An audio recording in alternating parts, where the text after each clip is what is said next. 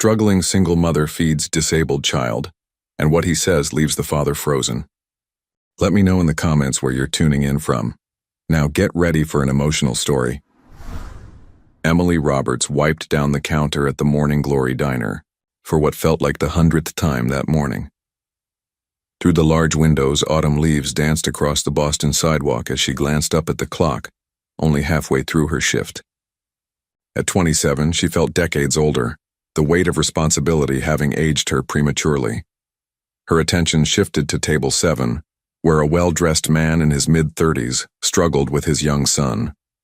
The boy, perhaps 8 or 9, sat in a wheelchair, his small hands pushing away the plate his father offered with increasing frustration. "Timothy, please," the man pleaded, his voice a mixture of exhaustion and desperation. "You need to eat something." Emily watched as the boy turned his head away, his eyes fixed stubbornly on the window. The father sighed, running his hand through his dark hair before signaling for the check. Something about the pair tugged at Emily's heart. Perhaps it was the dark circles under the father's eyes, or the way the boy's shoulders slumped in his wheelchair. Before she could second-guess herself, Emily approached their table. "Excuse me," she said gently. "I couldn't help noticing you're having a bit of trouble." The man looked up, his deep blue eyes revealing both surprise and wariness. "We're fine. Thank you," he said politely but dismissively. "I have a brother with autism," Emily continued undeterred. "Sometimes he struggles with certain foods too. Would it be all right if I tried something?" The man hesitated before nodding slightly. "I'm Michael. This is Timothy." Emily knelt beside the wheelchair, careful not to invade the boy's space. Rather than addressing him directly, she pretended to organize the table settings. "You know," she said conversationally, "my brother Nicholas absolutely hates when his food touches. He has these special plates with dividers." She carefully separated the items on Timothy's plate, creating distinct sections. "And sometimes food feels too loud." Timothy's eyes flickered toward her, his first sign of interest. "Loud?" Michael asked. "That's how Nicholas describes it," Emily explained. "Certain textures feel overwhelming, like they're shouting at him, but if you make them quieter." She cut the pancake into tiny, manageable pieces and drizzled just a touch of syrup on one section. "Sometimes that helps." To Michael's astonishment, Timothy cautiously reached for his fork and took a small bite. "That's it," Emily encouraged softly. "Just one quiet bite at a time." As Timothy continued eating, Michael stared at Emily with undisguised wonder, but it was what happened next that changed everything. Timothy looked up, his eyes widening as he truly saw Emily for the first time. "Dad," he gasped, his voice filled with a mixture of confusion and wonder. "It's her. She looks just like Mom." Michael froze, his face draining of color as he finally took in Emily's features properly. The distinctive hazel eyes, the gentle curve of her cheekbones, the way her auburn hair framed her face. "Sarah," he whispered, the name escaping his lips. Before he could stop it, Emily's smile faltered, confused by their reactions. "I'm sorry, I'm Emily Roberts." But Michael couldn't respond. He was too busy staring at the impossible, a woman who was the mirror image of his wife who had died 2 years ago. Michael couldn't sleep that night. The image of Emily's face haunted him, so eerily similar to Sarah's that it defied explanation. Was his grief playing tricks on his mind, or was there something more to this strange encounter? The next morning, he dropped Timothy off at his therapy session and drove back to the Morning Glory. He sat in his car watching the diner from across the street. It wasn't stalking, he told himself. He just needed answers.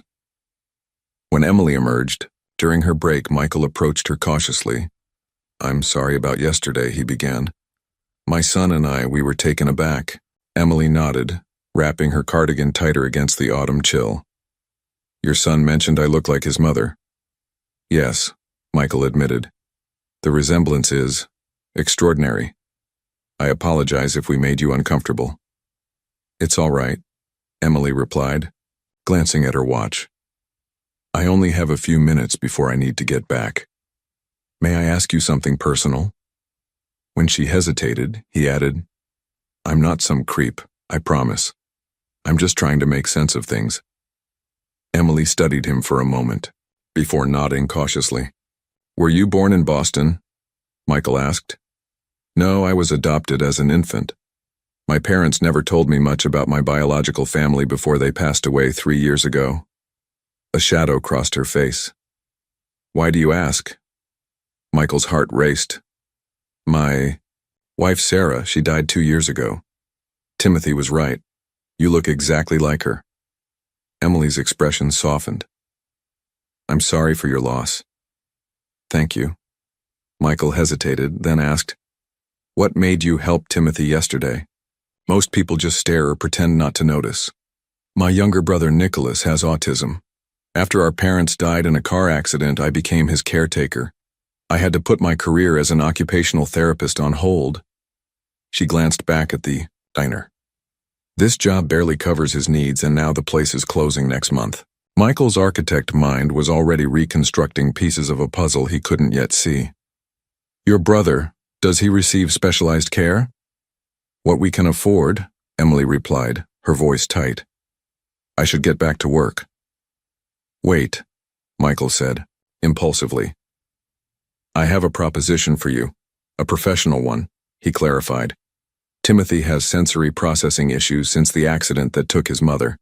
He's seen countless therapists, but none have connected with him like you did yesterday." Emily looked skeptical. "What exactly are you suggesting?" "I'd like to hire you as Timothy's therapist." "Mr. Walker." "Michael, please." "Michael, you don't know anything about my qualifications?" "I'd like to." His eyes held hers. "And I suspect Timothy would benefit greatly from your experience." Emily hesitated, torn between suspicion and the desperate reality of her financial situation. "I'll think about it." As she walked back into the diner, Michael remained rooted to the spot, wondering if fate had just handed him an impossible second chance, or a cruel trick designed to reopen wounds that had barely begun to heal.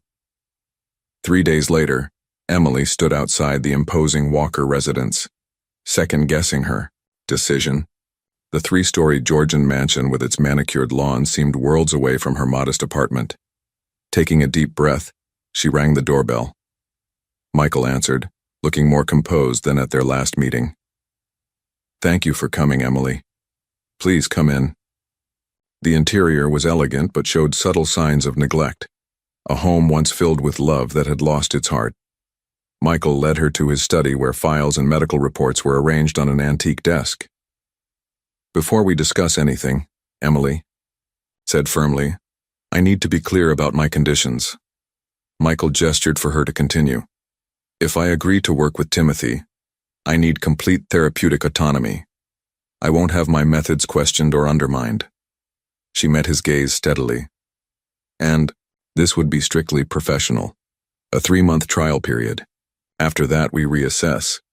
"That seems reasonable." Michael nodded. "May I ask about your qualifications?" Emily handed him her resume. "I have a master's in occupational therapy with a specialization in sensory processing disorders. I worked at Boston Children's Hospital before my parents' accident." Michael studied the document, impressed. "These recommendations are excellent. Why did you never return to your field?" "Nicholas needed full-time care initially. By the time he stabilized, I'd been out of practice too long." Her voice softened. "And no hospital would accommodate the hours I needed to care for him." Michael leaned forward. "Let me explain Timothy's situation." He pushed a file toward her.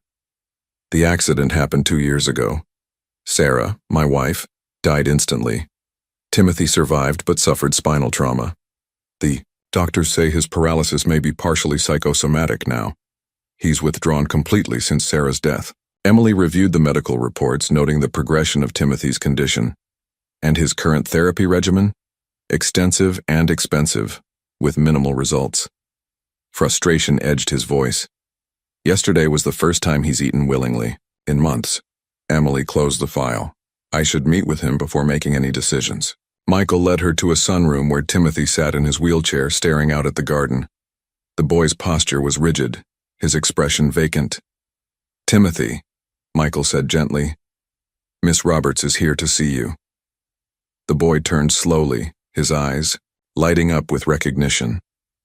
You came back, he whispered. Emily knelt before him. I did. Your dad tells me you've been having a tough time. Timothy nodded, then asked with heartbreaking directness, Are you going to be my new mom? Michael tensed, but Emily responded seamlessly. No, sweetie, but I'd like to be your friend and maybe help you feel better. Would that be okay? Timothy considered this, then nodded again. Will you come every day? If that's what we decide. Emily glanced at Michael. Your dad and I are still talking about it. Later, as Michael walked Emily to the door, she made her decision. I'll take the position, but I have one more condition. I need Tuesday and Thursday afternoons free to take Nicholas to his therapy sessions. Michael agreed immediately. When can you start? Monday, Emily replied. I'll need the weekend to prepare and arrange care for Nicholas. As she walked toward the bus stop, Emily wondered if she was making a terrible mistake. The rational part of her brain warned about emotional entanglements, a grieving widower, a traumatized child who saw his dead mother in her face. Yet she couldn't forget the spark of life in Timothy's eyes when he recognized her, a child reaching out from inside a prison of grief and trauma. For the first time in years, Emily felt a sense of purpose beyond mere survival. Whether this opportunity was a blessing or a complication remained to be seen, but she knew one thing with certainty. Timothy Walker needed her, and perhaps that was enough reason to take the risk. Emily arrived at the Walker mansion Monday morning, dressed professionally in a simple blouse and pencil skirt. Michael greeted her at the door, looking more rested than she'd seen him yet. Timothy's been asking about you all weekend, he said, relief evident in his voice. I've prepared a room for your therapy sessions upstairs. As Michael led Emily through the grand foyer, an elegant silver-haired woman descended the staircase, her keen eyes evaluating Emily with undisguised scrutiny.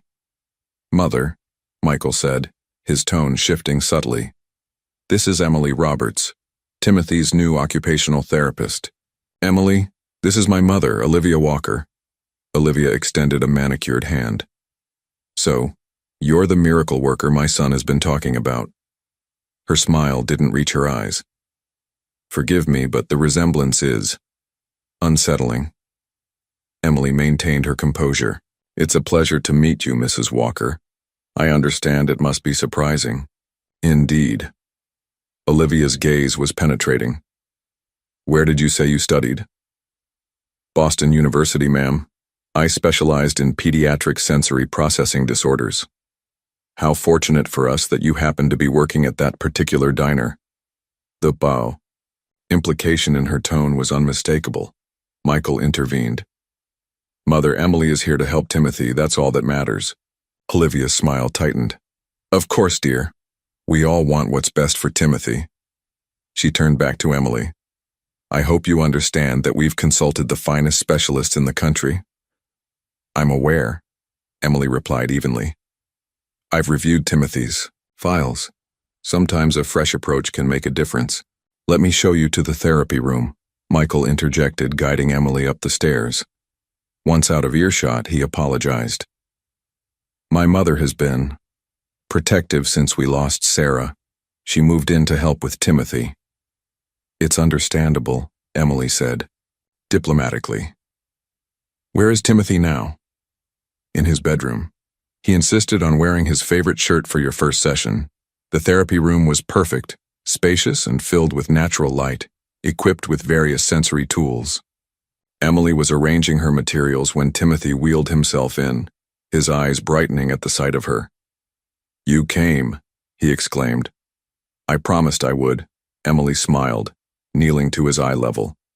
I like your dinosaur shirt.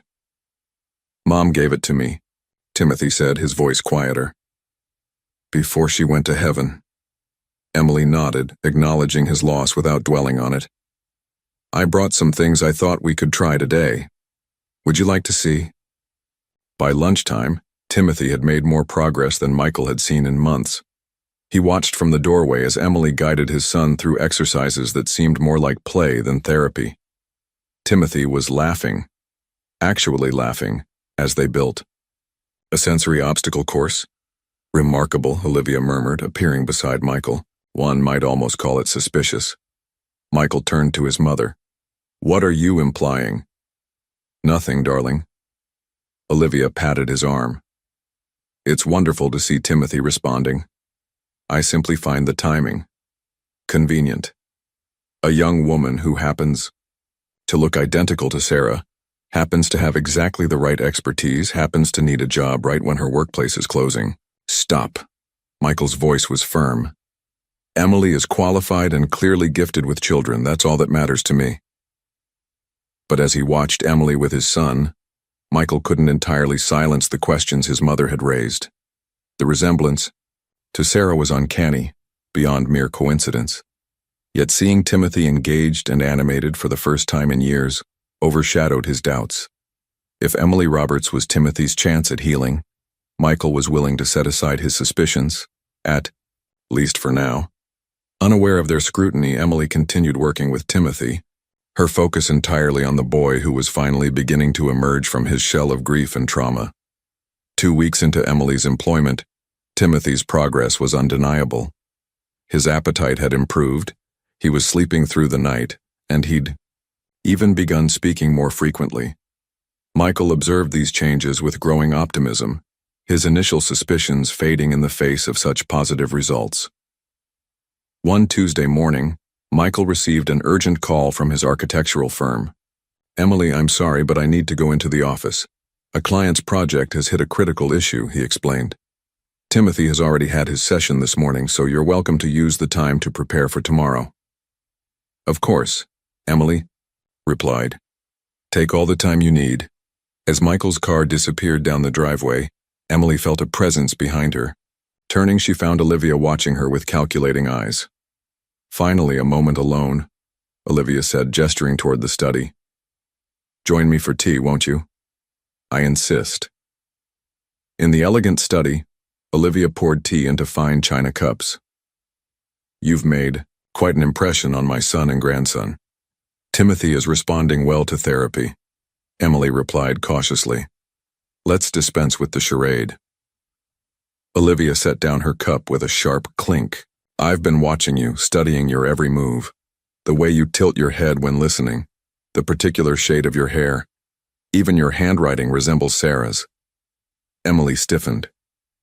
Mrs. Walker, I understand the resemblance is uncanny. But, did you research her? Olivia interrupted. Study photographs? Perhaps alter your appearance slightly? That's absurd, Emily protested. I've never even seen a photo of Sarah.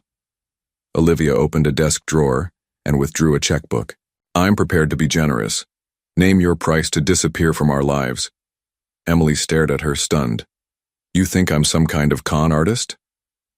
I think you're an opportunist who recognized a vulnerable family. Olivia began writing. My son lost his wife. My grandson lost his mother. They're finally healing, and I won't let you exploit their grief. I would never. $20,000. Olivia slid the check across the desk. Enough to care for your brother for quite some time, I imagine. Emily stood abruptly. I don't want your money. I'm here to help Timothy because he needs me. Everyone has a price, dear. Olivia's smile was cold. If this isn't enough, name your figure. Emily gathered her composure. Mrs. Walker, I understand your protectiveness, but I've done nothing wrong and I won't abandon Timothy when he's finally making progress.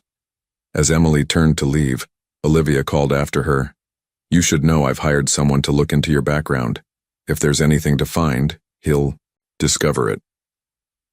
That evening, as Emily sat beside Nicholas's bed in their small apartment, she contemplated quitting. The accusation stung, and the threat of investigation unsettled her. Yet the image of Timothy's smile during their session that morning kept her from reaching for her phone to resign. She wouldn't tell Michael about Olivia's threat. It would only create tension in an already fragile family. Besides, Emily had nothing to hide, except perhaps how desperately she and Nicholas needed this job. For a month, Emily balanced her work with Timothy and caring for Nicholas with remarkable efficiency. Timothy was making strides that astonished even his regular physicians, while Michael's architectural firm had begun designing an accessible playground based on Emily's therapeutic principles. But beneath her professional composure, Emily was crumbling. Nicholas's condition had been deteriorating, requiring more specialized care.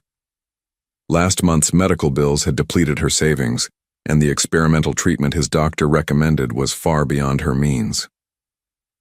One evening, after a particularly challenging therapy session with Timothy, Emily received a call from Dr. Maxwell, Nicholas's neurologist.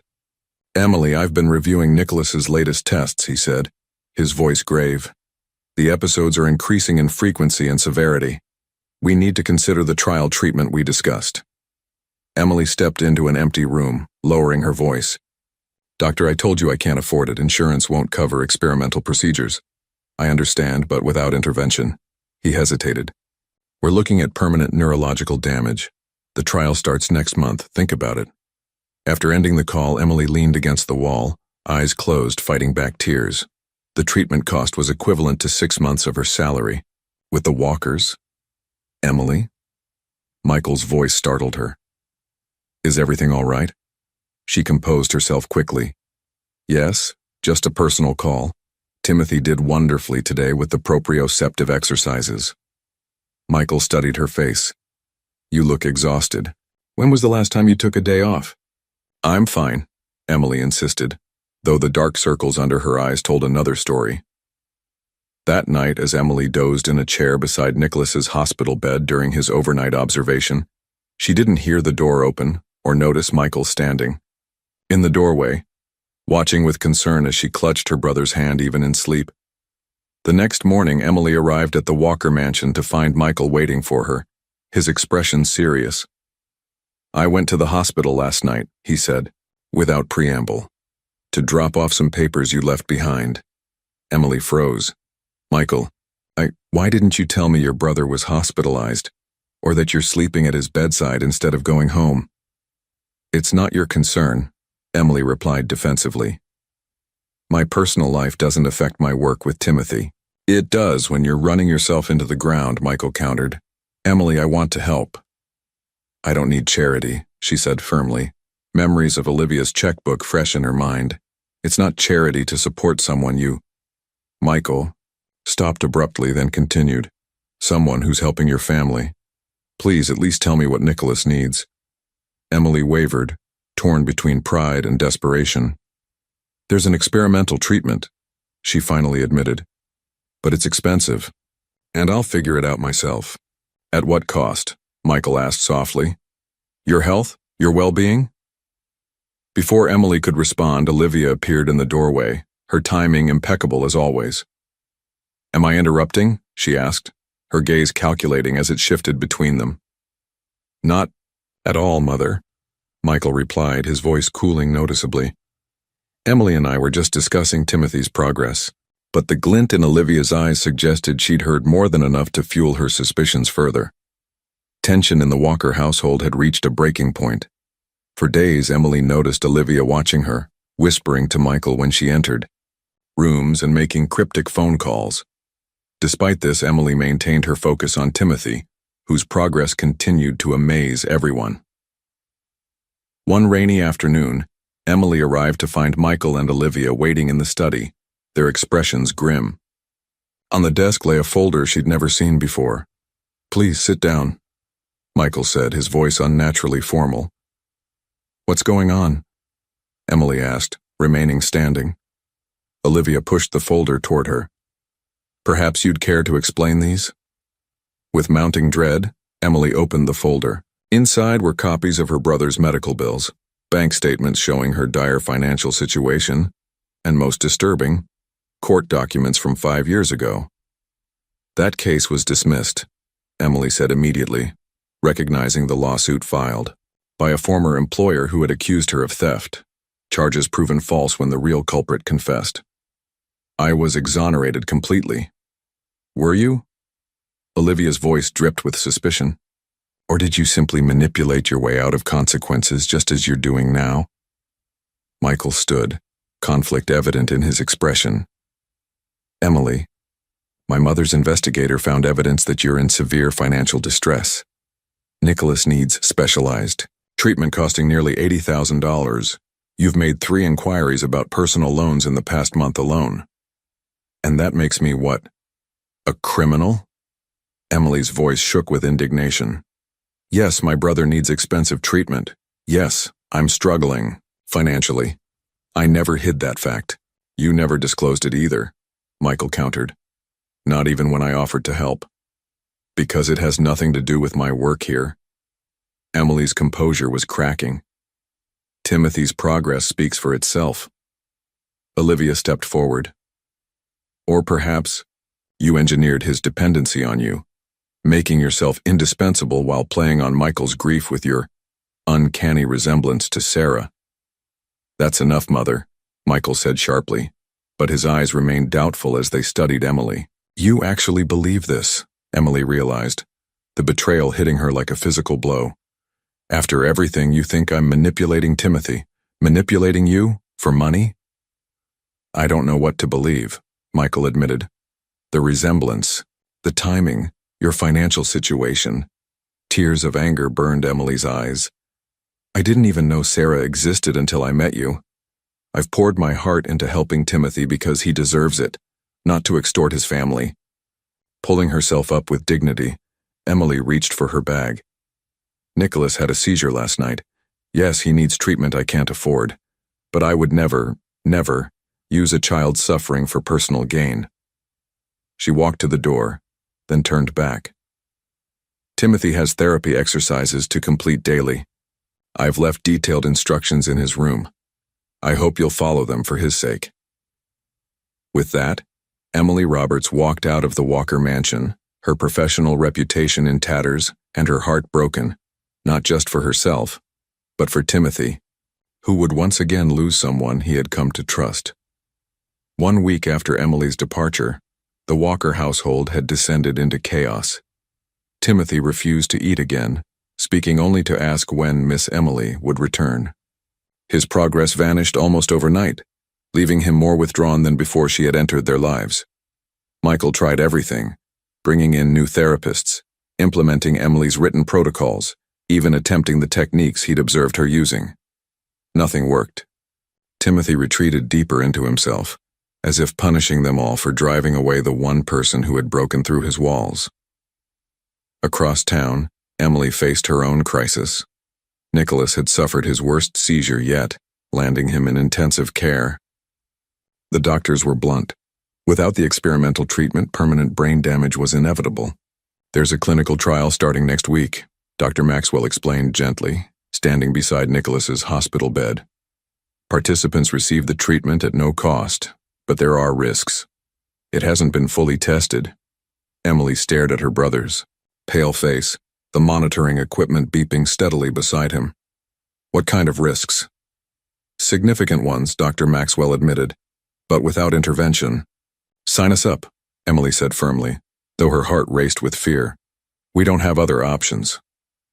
That evening, as Emily dozed in the uncomfortable hospital chair, her phone rang with an unknown number. Ms. Roberts? A formal voice asked. This is Dr. Maxwell's office. I'm calling with some unexpected news. Emily braced herself for the worst. An anonymous benefactor has covered the entire cost of Nicholas's treatment. Dr. Maxwell can begin preparations immediately. No clinical trial necessary. Emily nearly dropped the phone. That's impossible. The treatment cost has been paid in full, the voice confirmed.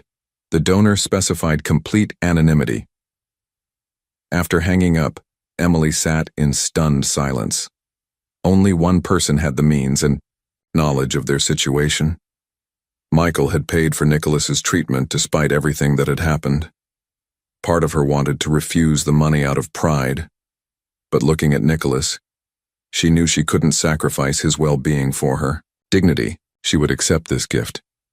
But it wouldn't erase the pain of Michael's mistrust, nor would it bring her back to Timothy, whose absence ached like a physical wound in her heart.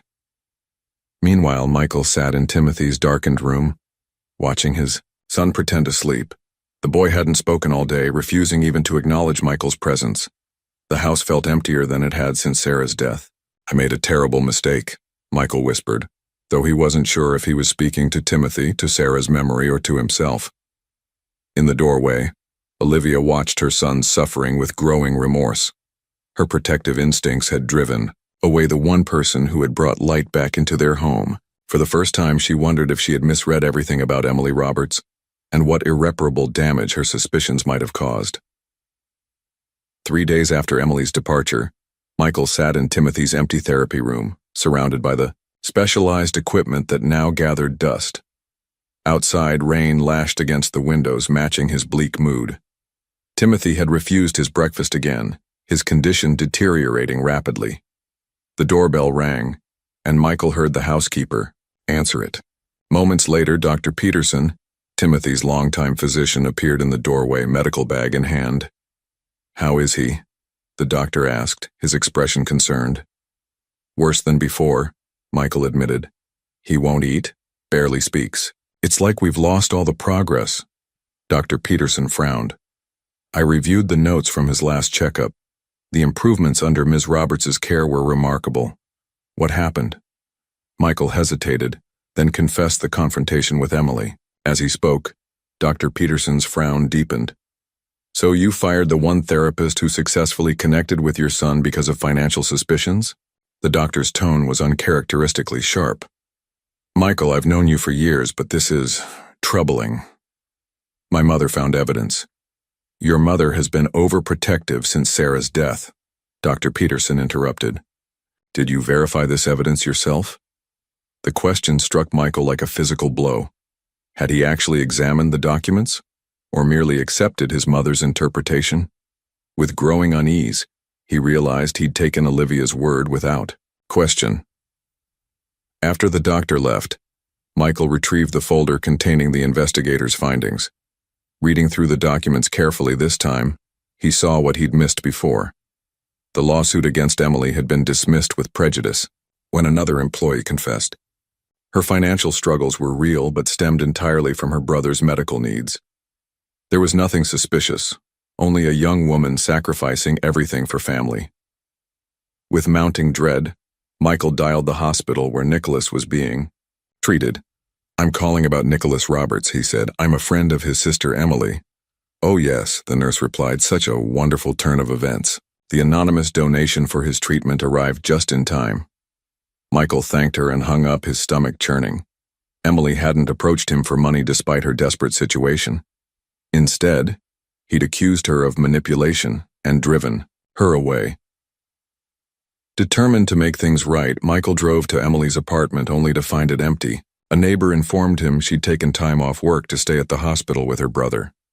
At the hospital, Michael found Emily asleep in a chair beside Nicholas's bed, her face drawn with exhaustion. Her brother, a younger man with Emily's same warm eyes, was awake and watching her protectively.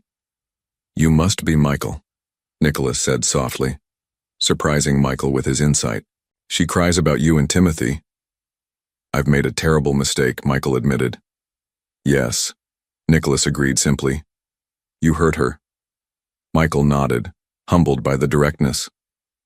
"I'd like to apologize, to make things right." "That may not be possible," Nicholas replied, more articulate than Michael had expected. "But she deserves to hear it." As if sensing their conversation, Emily stirred, her eyes widening when she saw Michael. "What are you doing here?" "I came to apologize," Michael said, "and to ask you to come back, not for me but for Timothy. He needs you." Emily stared at Michael, standing awkwardly in the hospital room, his normally confident demeanor replaced by genuine remorse. Nicholas watched them both with his perceptive gaze, silently observing the tension between them. "Timothy hasn't eaten properly since you left," Michael admitted. "He refuses to work with any other therapist. He just keeps asking for you." Emily crossed her arms, protective barriers firmly in place. "And what about your mother? Does she still think I'm running some elaborate con?" Michael winced. "I confronted her with the truth. The investigator's report actually cleared you completely, but she selectively interpreted the findings." He ran a hand through his disheveled hair. I should have verified everything myself instead of taking her word. That's on me, not her. So now you want me back because Timothy won't cooperate with anyone else? Emily's voice was cool, professional. I want you back because you were right for Timothy from the beginning, Michael responded. But I understand if you refuse. Nicholas spoke up unexpectedly.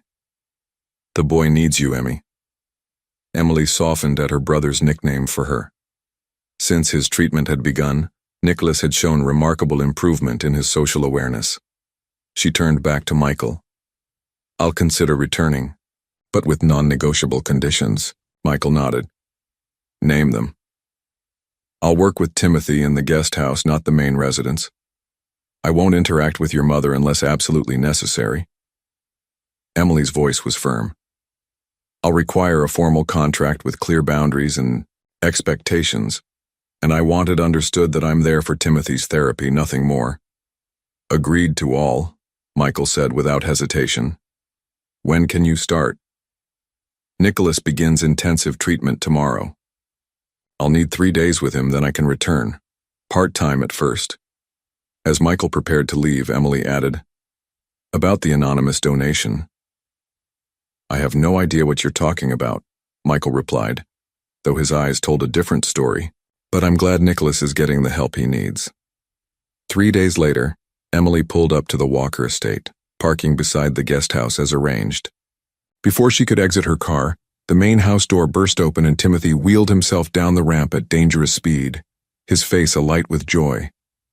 Miss Emily, you came back, he called out, reaching her with impressive momentum. Emily knelt beside his wheelchair, her professional resolve melting at his genuine happiness. I promised I'd help you, didn't I? And I keep my promises. As they settled into the newly equipped therapy room in the guest house, Timothy observed her with surprising insight. Dad said he made a big mistake. He said sometimes grown-ups mess up even worse than kids. That's true, Emily acknowledged, arranging the sensory tools they would use that day. Are you still mad at him? Timothy asked directly. Emily considered her answer carefully. I was hurt, Timothy. Trust is important, and when it's broken, it takes time to rebuild. Like my legs, the boy nodded sagely. Dr. Peterson says they're not really broken anymore, but they forgot how to work because of what happened to my brain when Mom died. Emily smiled at his perceptive comparison. Something like that, yes. As they worked through their session, Emily noticed something half hidden under Timothy's blanket, a worn photograph in a silver frame. When he saw her looking, Timothy pulled it out. This is my mom, he said, holding out the photo. Dad said, I could show you. Emily hesitated before taking the frame, her heart racing as she looked upon Sarah Walker's face for the first time. The resemblance was indeed uncanny. The same hazel eyes, the curve of their smile, even the small dimple on the left cheek. She was beautiful, Emily said softly, returning the photo. You don't look exactly like her, Timothy decided after studying Emily carefully. Your eyes are different somehow, but it's okay. I like your eyes too. From the guest house window, Michael watched their interaction, hope blooming cautiously in his chest. The road ahead would be challenging, with trust to rebuild and boundaries to respect. But seeing Timothy's animated gestures and Emily's patient responses, he allowed himself to believe that perhaps, just maybe, they were all taking the first steps toward healing. For 3 weeks, the arrangement worked well.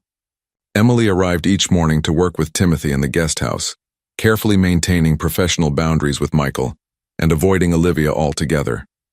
Timothy continued making remarkable progress, even attempting to stand during physical therapy sessions, something his doctors had thought might never happen again. One particularly bright autumn morning, Emily arrived to find Olivia waiting by the guest house, elegant as always in a tailored gray suit that somehow accentuated her vulnerability rather than her usual authority. May I speak with you, Ms. Roberts? Olivia asked, her usual imperious tone noticeably absent. Emily hesitated, keys still in hand. Timothy is expecting me. Please, just 5 minutes. There was something in Olivia's voice, a tremor of genuine emotion, that made Emily reconsider her refusal. 5 minutes, she agreed, unlocking the door and gesturing Olivia inside. Once, seated in the small sitting area, Olivia seemed to struggle for words, a first in Emily's experience with the formidable matriarch. "I owe you an apology," Olivia finally said, her hands clasped tightly in her lap. "What I did was unforgivable. I allowed my fear to override my judgment, and I hurt not only you, but my grandson in the process." Emily remained silent, waiting. "When Sarah died," Olivia continued, "I lost more than my daughter-in-law. I lost the future I had imagined for my family, watching Michael and Timothy suffer." Her voice cracked slightly. "I became obsessed with protecting them from further pain." "Mrs. Walker, then you appeared," Olivia pressed on, "looking so much like Sarah that it seemed impossible, like some cruel cosmic joke. Timothy responded to you immediately, in ways he hadn't responded to anyone since the accident. And Michael?" She paused. "I saw how he looked at you. It terrified me." Emily shifted uncomfortably. "Mrs. Walker, I've maintained strictly professional boundaries with your son." "I know," Olivia acknowledged.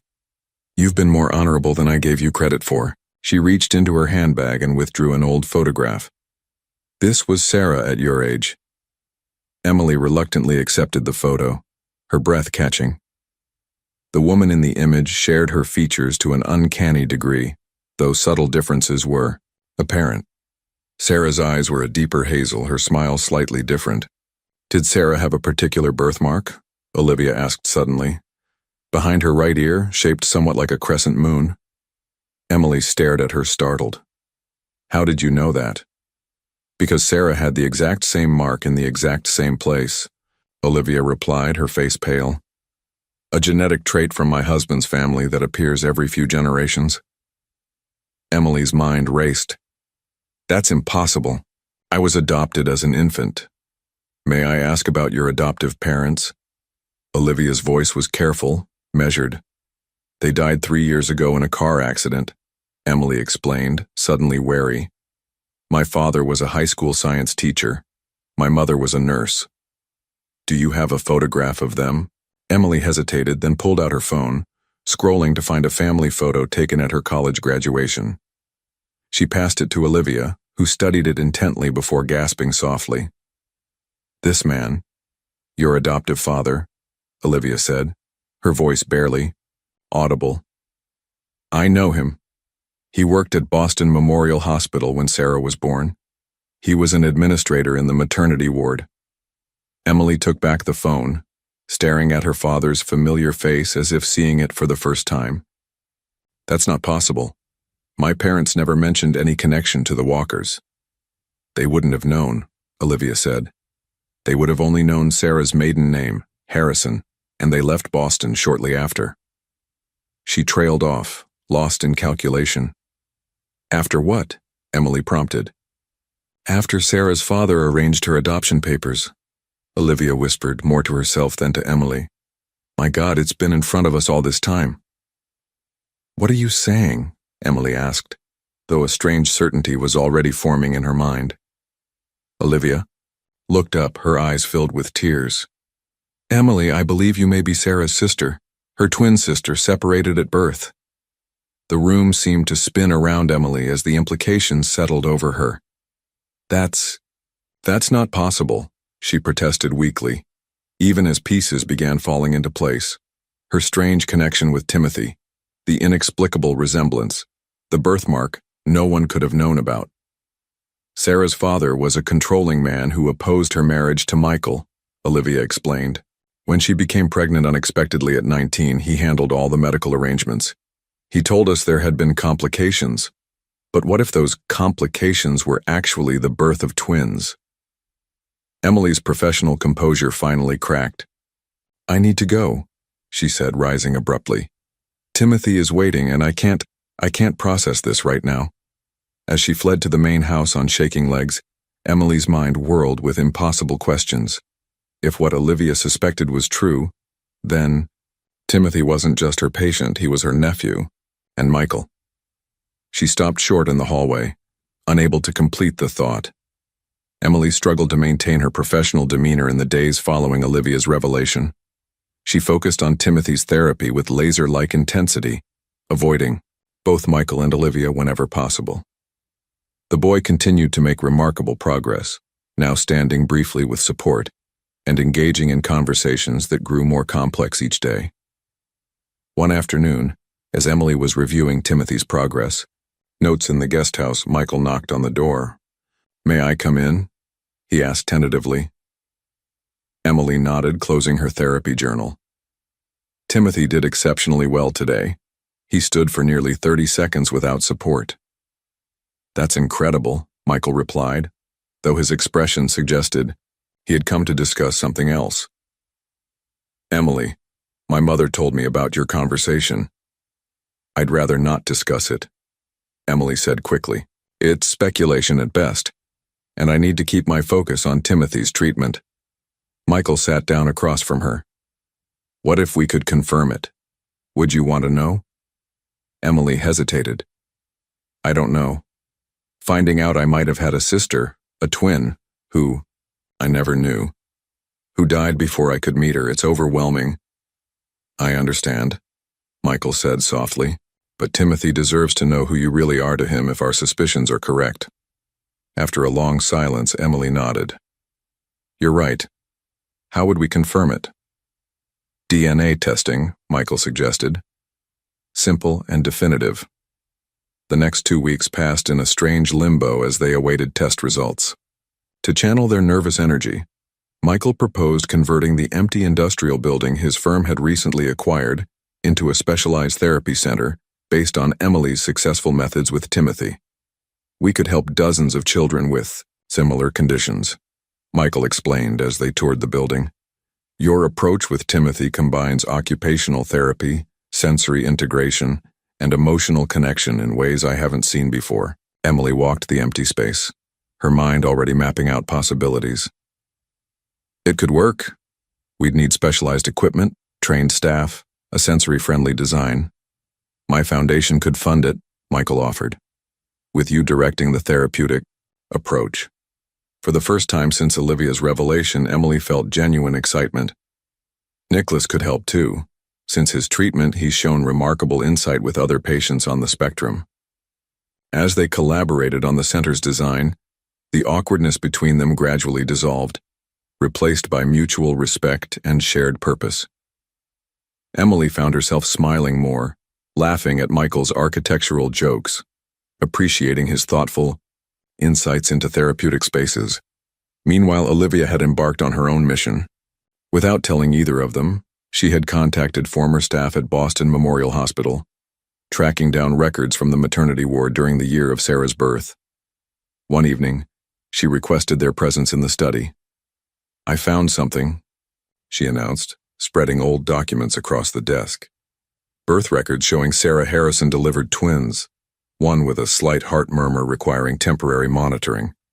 Emily gasped. "I had a heart condition as an infant. My parents told me I spent my first week in the NICU." Olivia nodded grimly. "Sarah's father told us there had been complications requiring extended hospital care. What he didn't tell us was that those complications were actually the birth of a second daughter, you. A daughter he arranged to have quietly adopted through an agency that was later shut down for unethical practices." Before Emily could respond, Michael's phone chimed with an email notification. The DNA results had arrived. The DNA results confirmed what they had already begun to suspect. Emily and Sarah were identical twins, separated at birth. The lab report stated with 99.9% certainty that Emily shared the exact genetic markers that would be expected in an identical twin of Sarah Walker, née Harrison. For several days, Emily retreated into herself, processing the revelation that had completely rewritten her understanding of her own identity. Michael gave her space, focusing on Timothy and the therapy center plans while she worked through her emotions. One rainy afternoon, Emily sat in the guest house looking through the box of adoption papers she'd found in her parents' belongings after their death. Hidden among tax records and birth certificates was a sealed envelope she'd never noticed before, addressed simply, "For Emily, when the time is right." With trembling fingers, she opened it to find a letter in her mother's handwriting. "Dearest Emily, if you're reading this, your father and I are gone and you've begun asking questions about your origins. We always intended to tell you the full truth when you were ready, but perhaps we waited too long. You came to us through circumstances that were less than ideal. Your biological father was a powerful man who decided, for reasons we never fully understood, that one of his twin daughters should be given up for adoption. We were working at the hospital when this happened, and when we learned what was occurring, we couldn't bear to see you enter the system. We loved you from the moment. We held you. Your birth family named you Elizabeth. We renamed you Emily to protect you moving from Boston to start fresh. We never regretted our decision for a moment. Somewhere in Boston, you have a twin sister named Sarah. We tried once to locate her when you were 5, but her father had moved the family and hidden their tracks.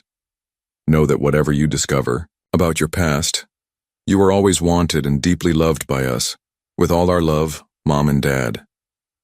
Tears streamed down Emily's face as pieces of her life fell into new alignment. She had been wanted by her adoptive parents who risked everything to save her, and by a sister who never knew she existed.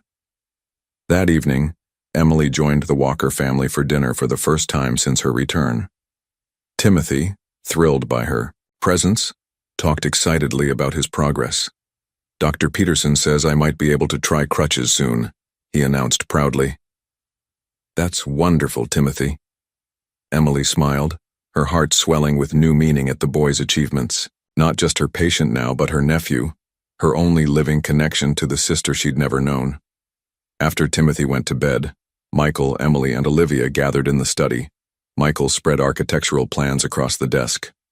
"The center is coming along," he explained, showing Emily the latest designs.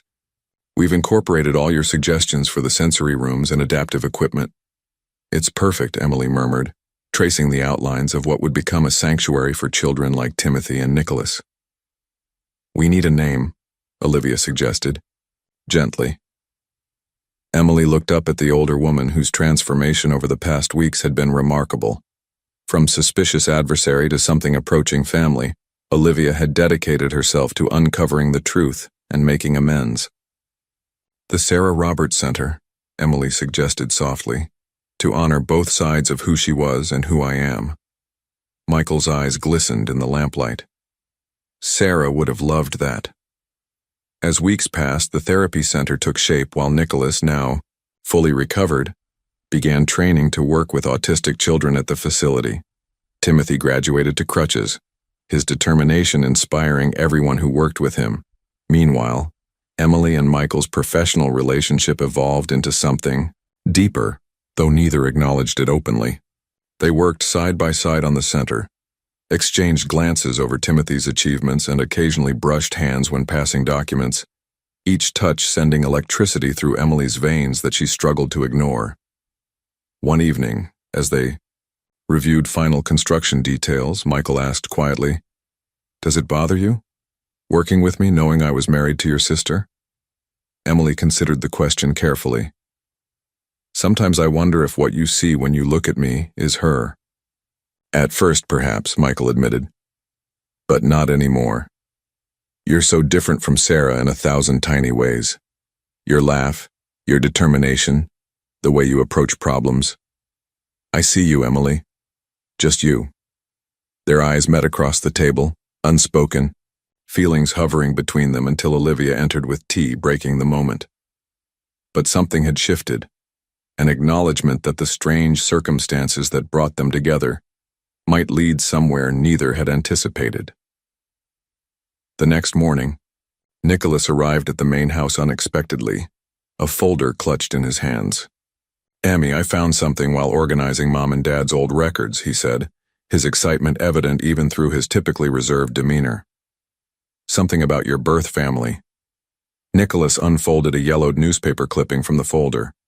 "I found this in Dad's old filing cabinet. It was hidden in an envelope marked Emily's birth family. The small article, dated 28 years earlier, detailed the tragic death of Richard Harrison, a prominent Boston businessman who had driven his car off a bridge in an apparent suicide. The piece mentioned he was survived by his daughter Sarah and his wife, who had passed away years earlier. "Look at the date," Nicholas pointed. 3 weeks after your adoption was finalized. Emily's hands trembled as she took the clipping. "He killed himself right after giving me away?" Michael studied the article. "There's more to this story. Sarah never mentioned her father's suicide. She told me he died of a heart attack." "Perhaps she didn't know the truth," Olivia suggested. "She was only a teenager when it happened. Her guardians might have shielded her." Emily felt a strange emptiness where anger should have been. The man who had separated her from her twin sister and biological family was long dead, taking his reasons to the grave. "I have something else," Nicholas continued, pulling out another document. "Dad kept a journal. There's an entry about the day they adopted you." Emily read the faded handwriting. "Harrison came to me today, desperate and broken. He said one of the twins needed to disappear, something about a prophecy his wife believed in before she died. He seemed unhinged with grief and fear. Margaret and I couldn't bear to see either child enter the system. We'll take the baby girl with the heart murmur and leave Boston immediately. God forgive us for the deception, but I believe we're saving this child's life." "A prophecy?" Michael echoed incredulously. "Sarah's mother was deeply superstitious," Olivia explained. "She consulted fortune tellers, believed in omens. She died when the girls were born, complications during childbirth." The pieces began to form a coherent, if tragic, picture.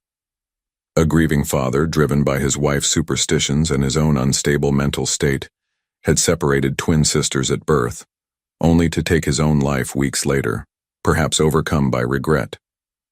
He thought he was protecting Sarah, Emily realized. From what, we'll never know. 6 months later, the Sarah Roberts Center for Adaptive Therapy opened its doors. The state-of-the-art facility quickly became a beacon of hope for families with children facing challenges similar to Timothy's. Nicholas thrived as a therapy assistant, his unique perspective invaluable in connecting with autistic children. Timothy, now walking short distances with braces, proudly gave tours to visitors, explaining the equipment with the expertise of someone who had used it all.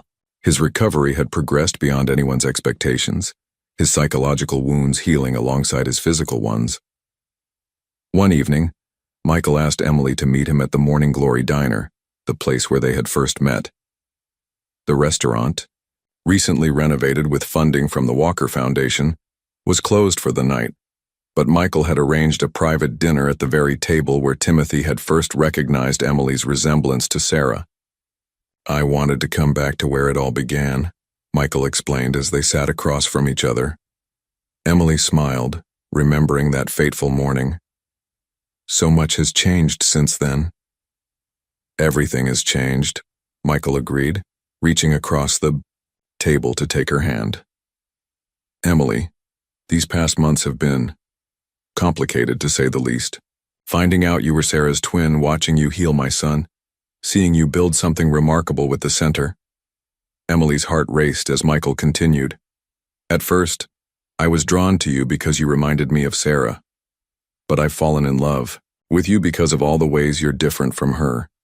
Your strength, your determination, your capacity for forgiveness." From his pocket, Michael withdrew a small velvet box. "Emily Roberts, would you do me the extraordinary honor of becoming my wife?" Emily stared at the ring, a simple emerald surrounded by tiny diamonds, nothing like the elaborate engagement ring she'd seen in Sarah's photographs. "Michael, are you certain? I'll always look like her. People will always talk." "Let them talk," Michael said firmly. "I know who I love." 1 year later, the Sarah Roberts Center for Adaptive Therapy had become a nationally recognized facility, with families relocating from across the country to access its groundbreaking treatment programs. What had begun as a personal mission had grown into something that transformed countless lives. On the center's first anniversary, a special celebration brought together everyone who had been part of its journey. The main therapy room had been converted into an event space, decorated simply but elegantly with photographs documenting the center's first year. Timothy, now walking confidently with only a slim cane for support, stood at the podium, his voice clear and strong as he addressed the gathered crowd. Before Miss Emily came into our lives, I couldn't walk. I barely talked. I was stuck in a dark place after my mom died. He glanced at Emily, who sat beside Michael in the front row, tears glistening in her eyes. But she showed me that even when we lose someone we love, we can find new people to help us heal. Nicholas stood nearby, his quiet presence a steadying force as he helped a young autistic boy remain calm amidst the crowd. In the past year, Nicholas had developed an acclaimed program for children on the spectrum, his first-hand experience informing approaches that traditional therapists had overlooked. Olivia, elegant as ever but softer around the edges, sat with an album of newspaper clippings. Her personal project, locating other children separated through the same adoption agency, had already reunited 3 families and sparked a state investigation into historical adoption practices. After the ceremony, as guests mingled and enjoyed refreshments, Emily slipped away to the small memorial garden behind the center. There, a simple stone bench bore a plaque reading, "In memory of Sarah Walker, whose spirit lives on in every child who finds their way back to joy." Michael found her there, sitting quietly in the fading afternoon light. "Timothy was amazing today," he said, joining her on the bench. "His doctors are calling it a miraculous recovery." "He did all the hard work," Emily replied. "We just showed him it was possible." Michael took her hand, their wedding bands catching the sunlight. Their ceremony 6 months earlier had been intimate, just family and close friends gathered in this same garden, with Timothy proudly serving as best man. "Do you ever wonder what would have happened if I hadn't gone to the morning glory that day?" Michael asked. Emily smiled, considering the extraordinary chain of coincidences, or perhaps fate, that had brought them together. "I think we would have found each other eventually. Some connections are meant to be." As they walked back to join the celebration, Emily caught a glimpse of their reflection in the center's glass doors. Not just herself and Michael, but the family they had created. Timothy racing ahead on his strengthening legs, Nicholas guiding, his young student with gentle patience, Olivia watching them all with quiet pride. They had built something beautiful from tragedy and misunderstanding. Not a replacement for what was lost, but something new. A family bound not just by DNA or circumstance, but by the conscious, daily choice to love and support one another.